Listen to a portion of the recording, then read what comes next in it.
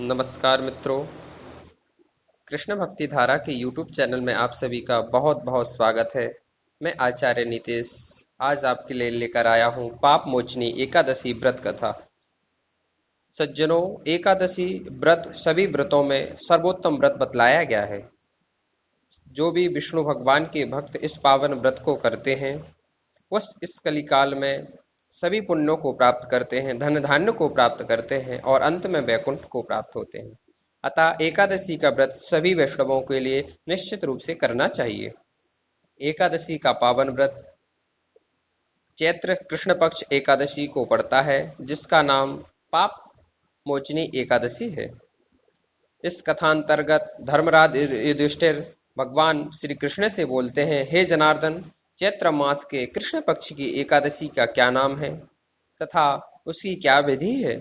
कृपया करके आप मुझे बतलाइए। श्री भगवान बोले, हे राजन, चैत्र मास के कृष्ण पक्ष की एकादशी का नाम पाप मोचनी एकादशी है।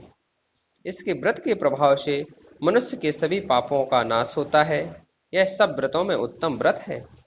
इस पाप मोचनी एकादशी के महात्म्य के श्रवण और पठन से समस्त पाप नाश हो जाते हैं।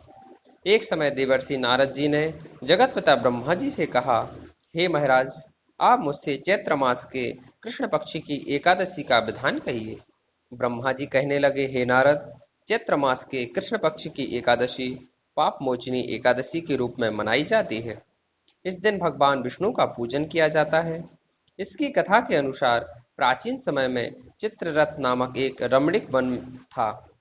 इस वन में देवराज इंद्र गंधर्व कन्याओं तथा देवताओं सहित स्वच्छंद विहार करते थे। एक बार मेधावी नामक ऋषि भी वहां तपस्या करने आ गए। वे ऋषि शिव उपासक तथा अप्सराएं शिव द्रोहिणी अनंग दासी अनुचरी थीं। एक बार कामदेव ने मुनि का तप भंग करने के लिए उनके पास मंजू घोषा नामक अप्सरा को भेजा।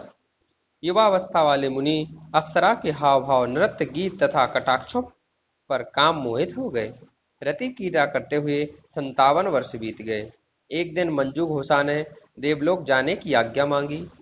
उसके द्वारा आज्ञा मांगने पर मुनि को भान आ गया और उन्हें आत्मज्ञान हुआ कि मुझे रसातल में पहुंचाने का एकमात्र कारण अप्सरा मंजू घोषा ही है।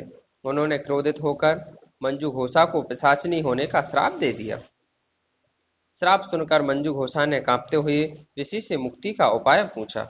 तब मुनिश्री ने पाप मोचनी एकादशी व्रत रखने को कहा और अप्सरा को मुक्ति का उपाय बताकर पिता च्यवन के आश्रम में चले गए।